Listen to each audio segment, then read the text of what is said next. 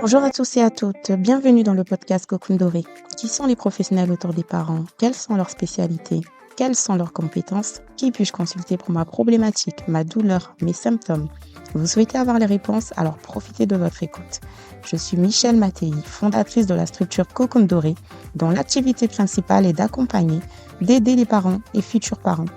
Monitrice de portage bébé et formatrice professionnelle concernant le portage bébé, mais aussi le deuil périnatal, le deuil de l'IVG, le suivi des parents issus d'un parcours PMA, entre autres. Je vous invite à découvrir toutes les prestations sur le site internet www.cocoondoré.fr. Vous pouvez également suivre les actualités de la structure Cocoon Doré sur les réseaux sociaux Instagram, Facebook, LinkedIn. Merci à vous et bonne écoute. Bonjour Aurélie. Bonjour. Alors, merci d'être là, merci d'être venue. Plaisir. Du coup, donc Aurélie, toi, tu es auxiliaire de, on dit deux ou en? Deux. Deux. Auxiliaire de puériculture. De puériculture. C'est ça. Ok. Alors moi, je t'ai invitée pour que tu nous parles de ce métier-là, que les parents puissent savoir quel est le rôle de l'auxiliaire. Voilà, donc tu parles un peu de ton parcours, si tu veux commencer. Ok. Alors moi, je suis sortie de mes études bac général après plusieurs difficultés à trouver où m'orienter. J'avais toujours l'envie de travailler auprès de la petite enfance. Et du coup, j'ai découvert le métier d'auxiliaire de puériculture, donc qui se fait en 10 mois à peu près. Enfin, on va dire un an, mais voilà, c'est plus 10 mois. Qui donne à la fin un diplôme d'État. Donc qui est reconnu justement et qui permet du coup de travailler vraiment dans la petite enfance pour les enfants de 0 à 3 ans. Et donc on peut retrouver le métier au sein de la maternité, au sein de la crèche, enfin en plus particulier, multi-accueil. On peut travailler aussi auprès des enfants porteurs de handicap, donc tout ce qui est IME.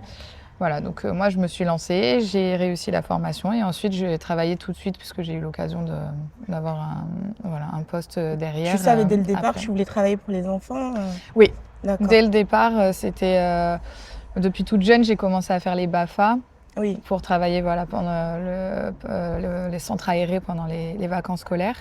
Et donc du coup, ça a été de fil en aiguille quand j'ai découvert ce métier de me dire en fait c'est ça quoi. Donc il y a quand même un concours d'entrée. Alors il me semble à mon époque c'était ça. Aujourd'hui il me semble que c'est sous dossier. Parce que ça date quand même depuis 2011. Et quand tu sors diplômée, tu choisis ta structure. Tu choisis. Alors tu choisis. En fait tu fais plusieurs stages au courant de l'année où comme ça te permet justement de découvrir les différents le métier d'auxiliaire au sein des différentes structures. L'idée, c'est d'avoir justement cette pluridisciplinaire. Je vais pas y arriver. D'avoir ce large spectre pour pouvoir aller à droite, à gauche. Toi, tu as fait quel genre de structure? Du coup, tu as un peu tout vu. Alors, moi, j'ai découvert la maternité, l'IME, donc pour les enfants porteurs de handicap, multi-accueil.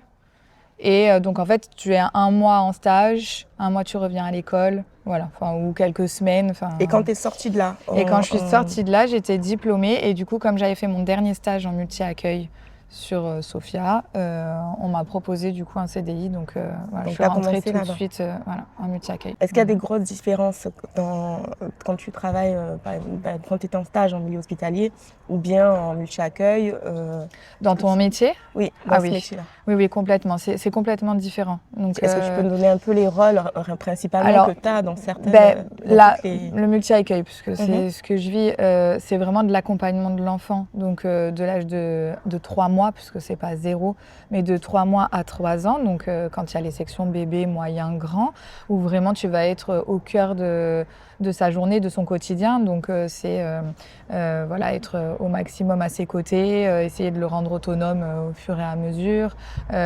prodiguer les soins nécessaires, c'est-à-dire l'échange, les repas, les siestes, être vraiment tout au long de la journée à ses côtés, proposer des activités du coup pour le faire évoluer, etc.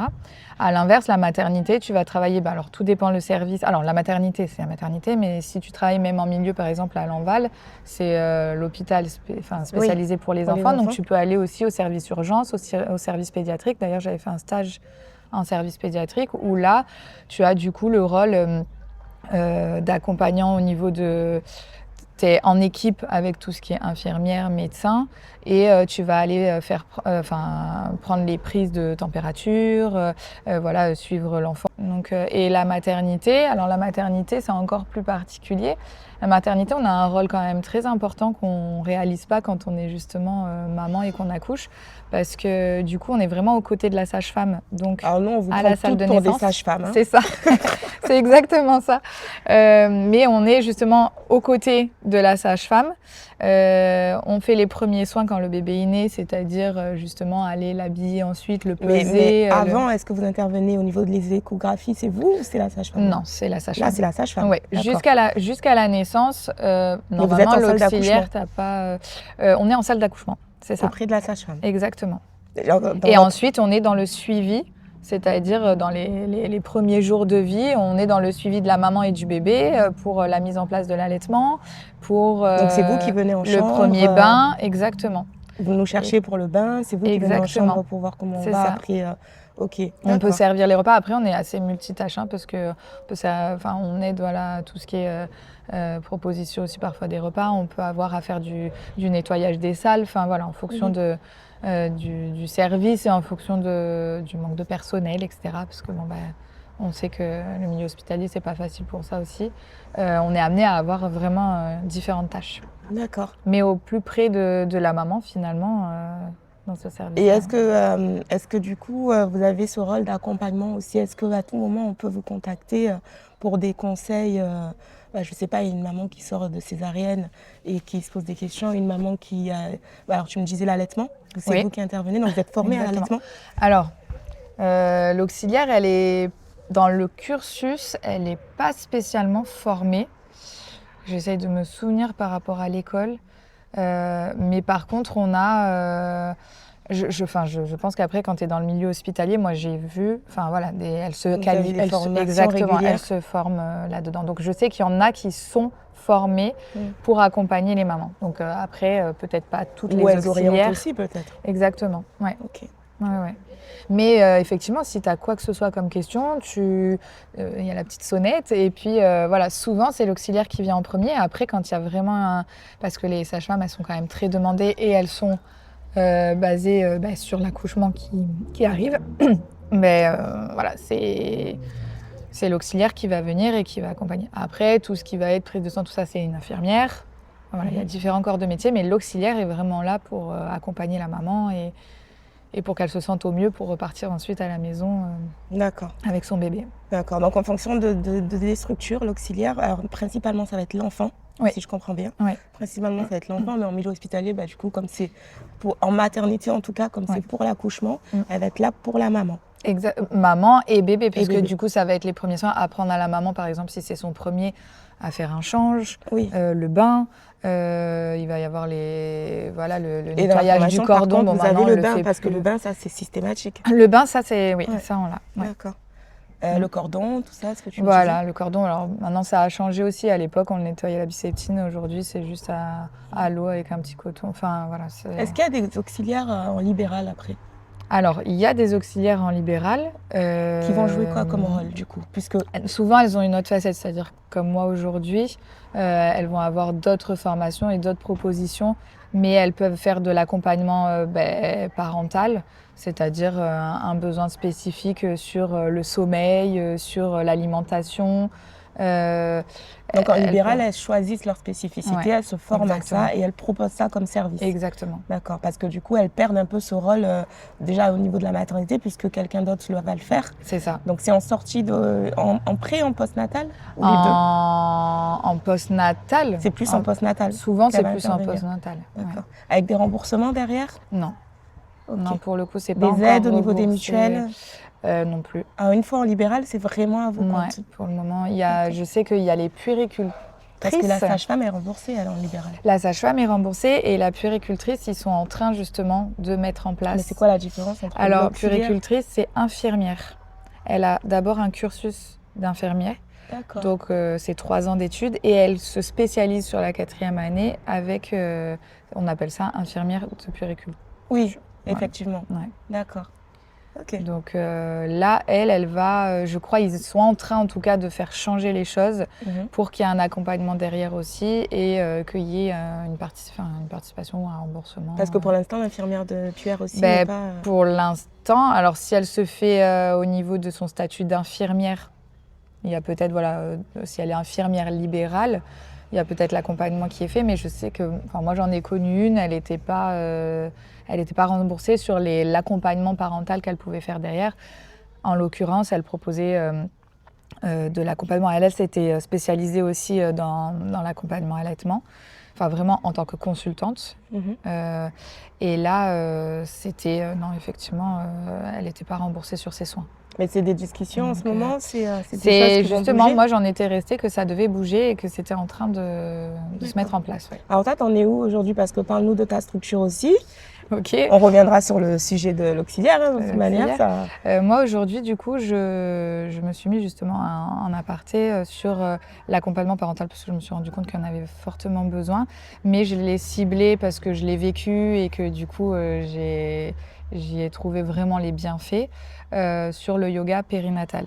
D'accord. Donc, c'est-à-dire périnatal, ça englobe proposer des séances de yoga en prénatal et en postnatal. Aujourd'hui, tu as quand même cette casquette d'auxiliaire.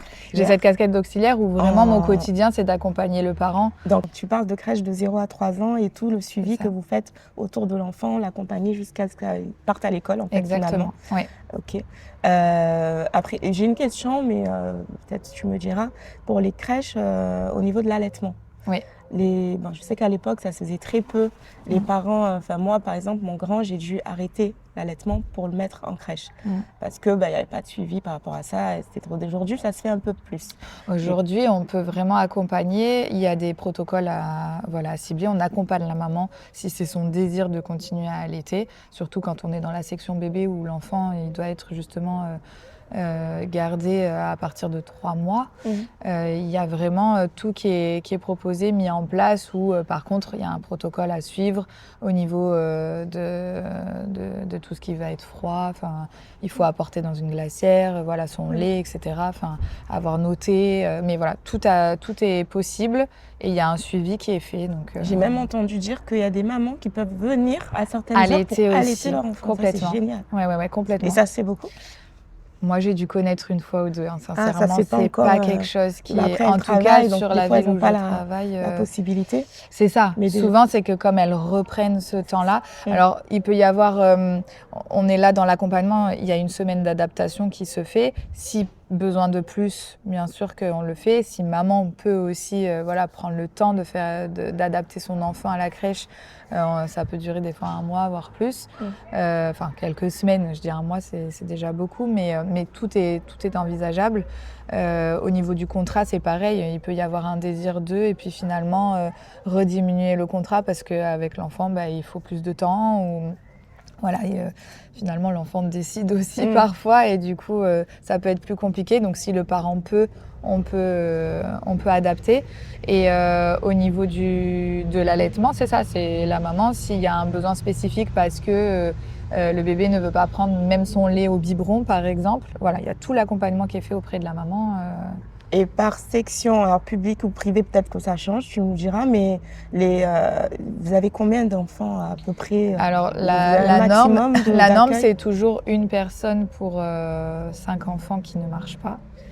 Et une auxiliaire pour 8 enfants qui marchent. D'accord. C'est bon à savoir aussi. Ouais. Pour les parents qui vont en crèche. Sachant que en privé, c'est ça, le quota, c'est ça. En public, c'est très respecté. C'est très respecté. Et en public, on a normalement, quand tout va bien, on a quand même souvent la chance. Alors, je ne sais pas si c'est sur toutes les communes. Moi, sur celle sur laquelle je travaille, il y a quand même une personne qui est là en plus du quota prévu. Donc, c'est quand même plus simple quand il y a une absente, quand il y a... c'est souvent ce qui s'est repéré au niveau... Donc, est-ce qu'il y a beaucoup de turnover? Là, je fais rien à voir. Je pense au maintien à domicile où Il y a beaucoup de turnover au niveau des aides à domicile. Donc, les personnes âgées, des fois, ça les perturbe un peu. Est-ce qu'au niveau de la crèche, c'est pareil? Parce que les bébés, du coup, ils s'habituent à vous. Ils sont là pour 3 ans. Est-ce que c'est un corps de métier où il y a assez de personnel, où il y a beaucoup de turnover, on lâche pas mal? Je l'ai plus retrouvé en privé, où il y avait justement beaucoup de turnover parce que je pense que, mine de rien, C'est moins confortable. ouais, au niveau du salarié, en tout cas, c'est comme ça que je l'avais ressenti il y a déjà, il y a à peu près un peu plus de 10 ans. Donc, Oui. ça a peut-être bougé, hein, mais c'est ce qui se ressentait, c'est que les gens finalement finissaient par partir, avaient besoin de. Et il y avait beaucoup de turnover. En public, je trouve moins, parce que je pense que du coup, il y a plus d'avantages au niveau salarié. Et du coup, après, il y a parfois de l'absentéisme qui se fait plus facilement. Donc, voilà. Le suivi de l'enfant, normalement, ça reste quand même assez stable.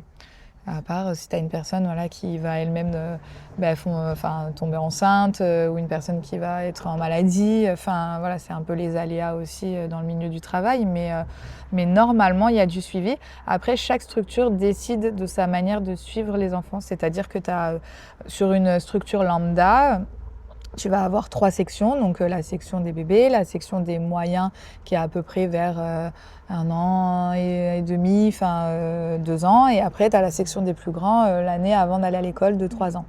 Tu as des structures où le personnel qui a commencé dans la section des bébés va passer chez les moyens et va passer chez les... Je sais qu'il y a d'autres structures où finalement c'est un désir aussi professionnel du salarié, de vouloir aller sur une tranche d'âge qui l'intéresse et en fonction des besoins, etc. Donc, normalement, et je l'espère, il y a toujours quand même une personne qui reste en continuité pour faire justement une référence par rapport au groupe. C'est ce qui se passe dans les structures que toi, normalement, tu as connues. Moi que j'ai en fait, ça connu, veut dire que les enfants que tu vas suivre dès le départ, tu vas les accompagner jusqu'à ce qu'ils aient 3 ans, en fait. Normalement, mais pas, comme je te dis, il y a des Après, fois, ça dépend exactement de la structure. Et puis il y a parfois, je sais pas, par exemple, une personne qui a des problèmes de dos et qui va demander du coup à ne plus travailler dans la section bébé parce que du coup, c'est ça.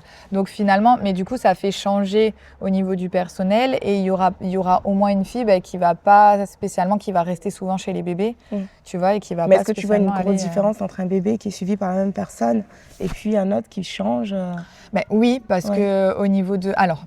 Si l'enfant, dès le début, il a été assez comme on dit, la sécurité affective, s'il y a eu normalement, notre boulot, c'est ça aussi, c'est d'avoir fondé les bonnes bases et que l'enfant se sent bien. Le passage se fait, en plus, il est quand même avec son groupe de copains et d'enfants. Voilà. Donc, le passage se fait en douceur. Mais, mine de rien, des fois, la section change. Si le personnel change, du coup, il faut se réadapter. Donc, pour lui, c'est quand même plus compliqué que s'il a justement vraiment toutes les filles qui passent avec lui sur la section d'à côté. Référence tout le temps. Exactement. Les habitudes, se sent plus à l'aise. Exactement. Ouais. Ok. Et au niveau de l'handicap Ouais. Alors, du coup, tu as les IME. Okay. C'est l'Institut médico-éducatif. Il y en a dans la région. Et là, pour le coup, tu peux aller jusqu'à l'enfant. Moi, je sais que quand j'ai fait mon stage, j'avais des jeunes de 20 ans. C'est l'accueil de jour.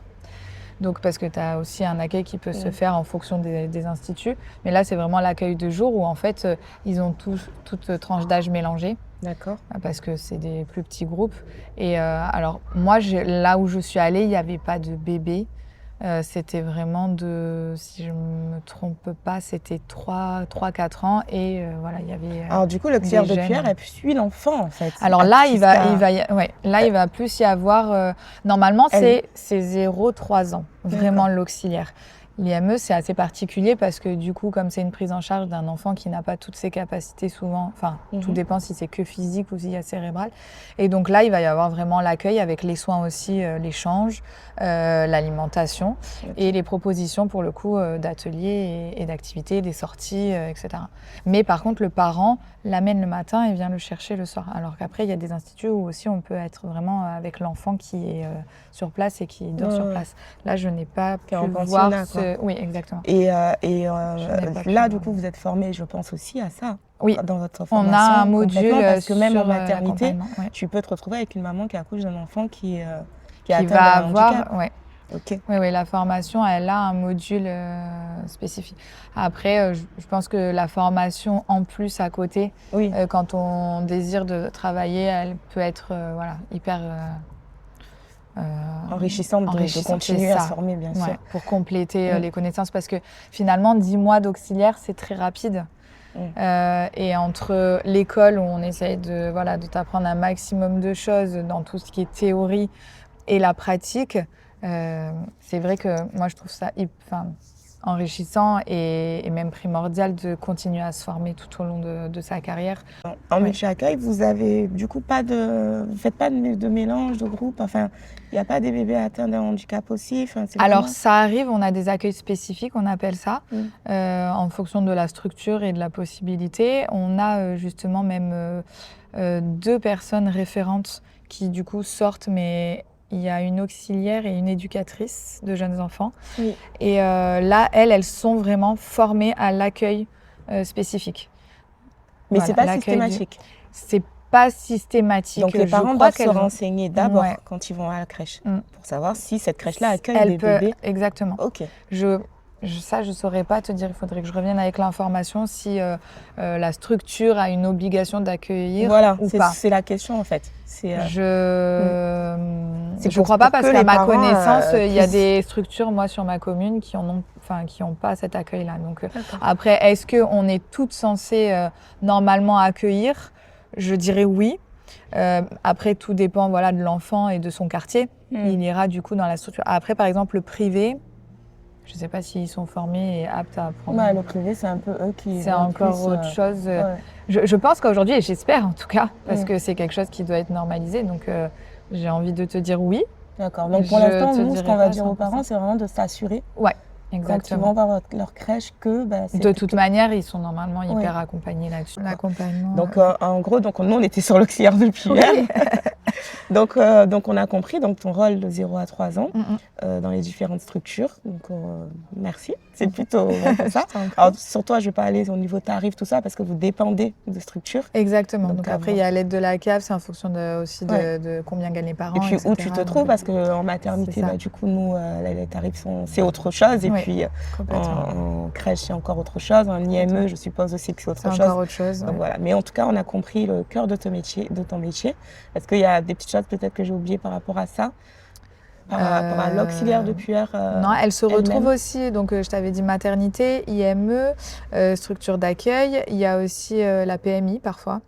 C'est un peu plus rare, mais elle va être justement dans l'accompagnement des médecins, dans l'accompagnement à la parentalité. Ça va être l'assistante en fait du médecin. Un petit peu, c'est ça. D'accord. Voilà, sur l'accueil de l'enfant, là où accompagner le parent en fonction des différents besoins et tout. Donc je sais qu'elle peut y être, c'est plus rare.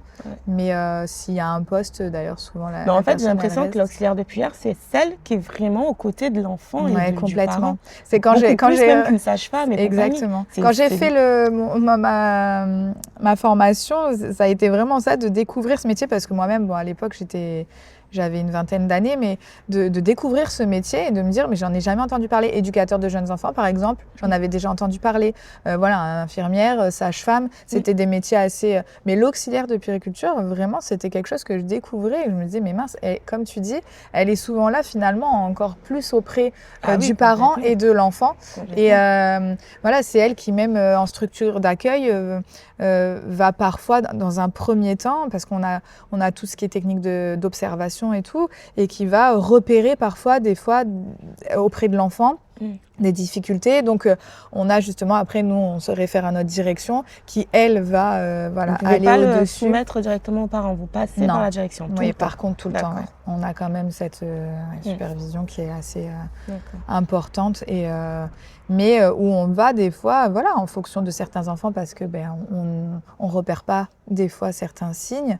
Je parle de ça, que ça soit un retard, parfois physique ou un retard plus psychologique, mais Voilà. Donc, nous, on a vraiment, et comme tu dis, au cœur, cœur de... à côté du bébé, vous voyez grandir, vous êtes avec lui au quotidien. Complètement. Donc, Et on c'est est dans vous les qui pouvez premiers faire. soins. Et dans les premiers soins, comme chaque parent, c'est là aussi où il y a un contact assez particulier et au plus proche de lui. Hein. Donc, Ok, c'est chouette. Non, c'est un très beau métier. Si je peux après juste accentuer sur le métier en lui-même pour référer les personnes qui seraient intéressées par ce métier-là, faut vraiment avoir de la patience, de l'écoute, de la douceur, aimer travailler en équipe parce qu'il n'y a rien de plus important.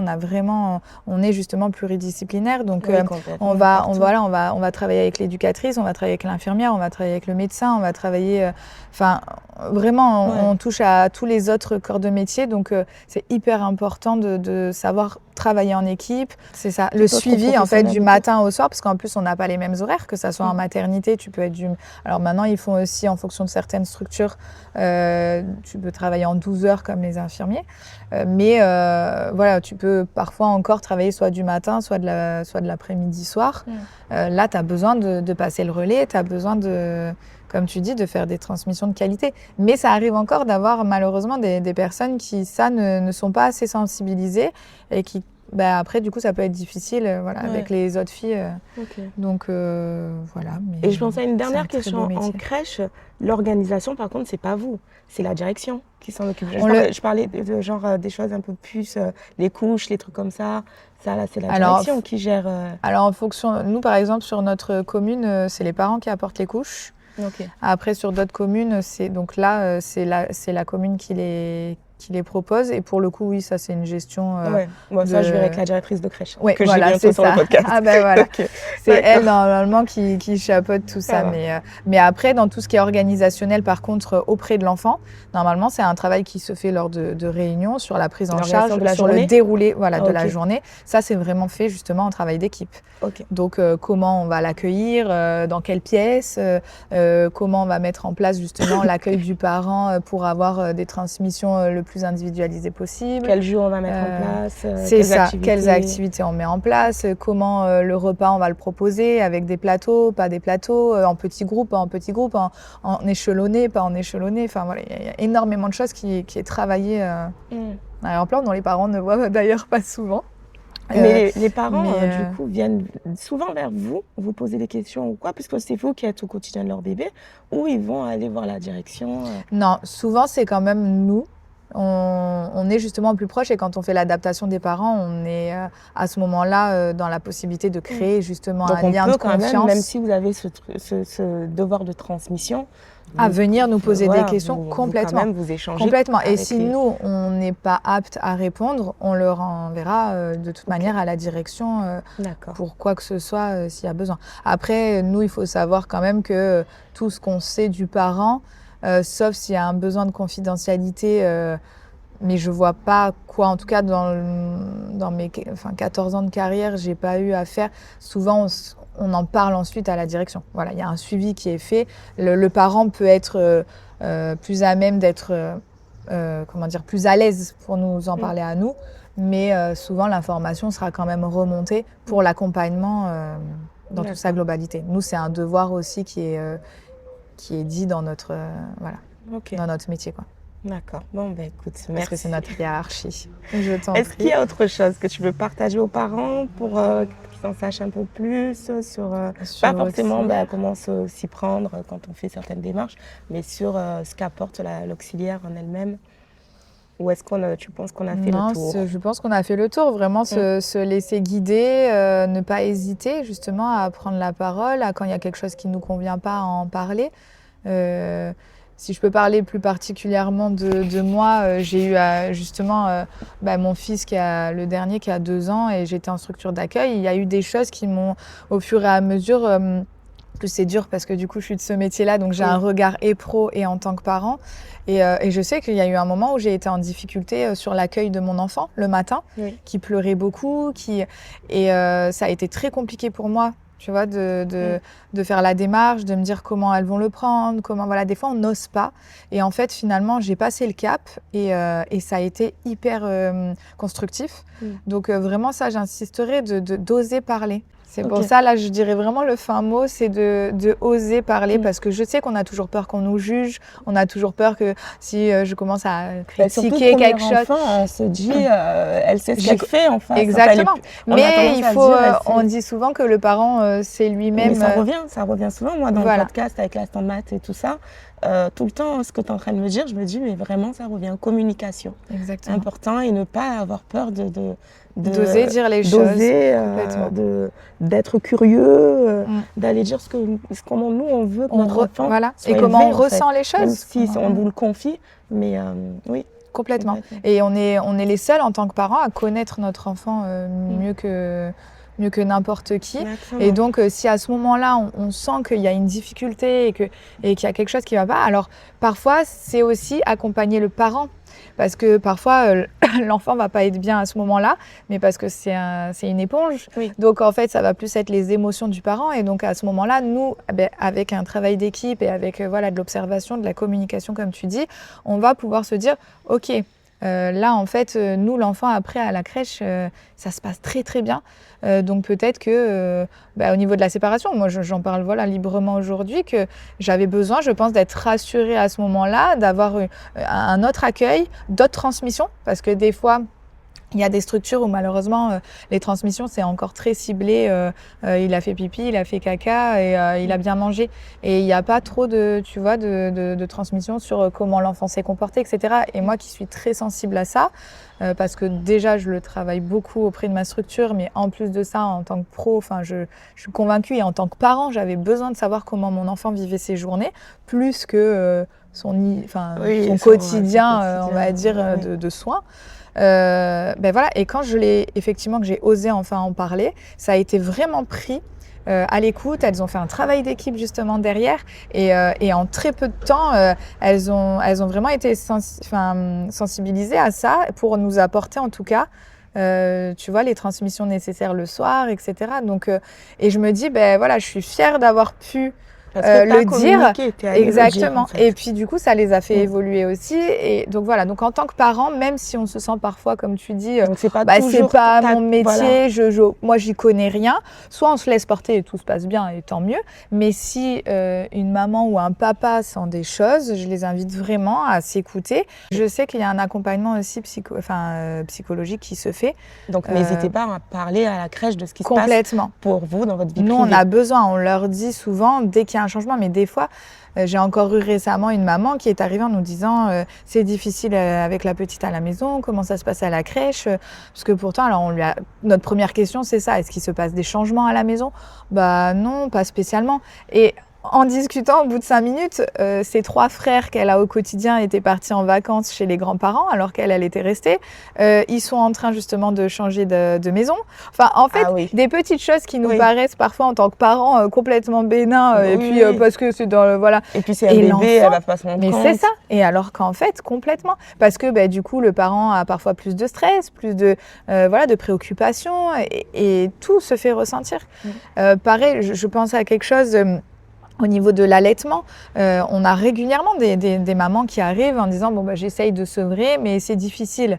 Mais en fait, au fond d'elles, elles n'ont pas envie. Oui. Et donc, mais ça, c'est difficile. C'est à nous aussi de le percevoir en tant que professionnels pour accompagner au mieux. Vous les accompagnez de quelle manière du coup ? Là, du coup, il y a une observation, beaucoup de communication qui se fait pour déjà cibler et se dire ok, là, ça vient vraiment de la maman, c'est pas un choix. Oui. Au fond d'elle, elle le fait parce que par obligation ou parce qu'elle s'est dit justement en crèche, il faut qu'il ait arrêté d'allaiter, etc. Ou alors que derrière, c'est la famille ou le mari, ou exactement l'environnement qui fait qu'elle a pas envie. Et en fait, du coup, derrière, il y a tout un accompagnement de la maman. Donc là, en l'occurrence, nous, on détecte, on comprend, on en parle en équipe, on en parle avec la direction. Et souvent, c'est la direction, par contre, qui reçoit le parent. Exactement. Et qui va lui proposer, du coup, après, un accompagnement aussi. Parce que nous, on a une psychologue des crèches.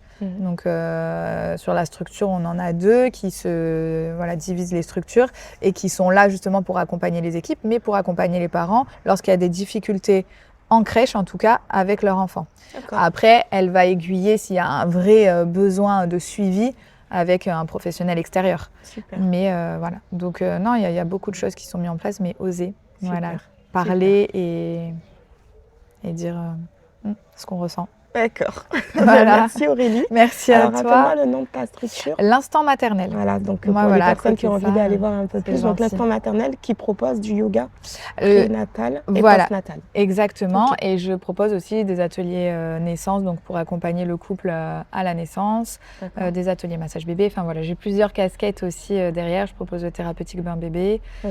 Voilà, donc, et mon accompagnement, ma vraie casquette d'auxiliaire qui est aussi très riche de connaissances, que ça soit par rapport au sommeil, par rapport à l'allaitement, parce que je suis formée aussi pour accompagner à l'allaitement, donc que ça soit en amont sur ce projet, pendant.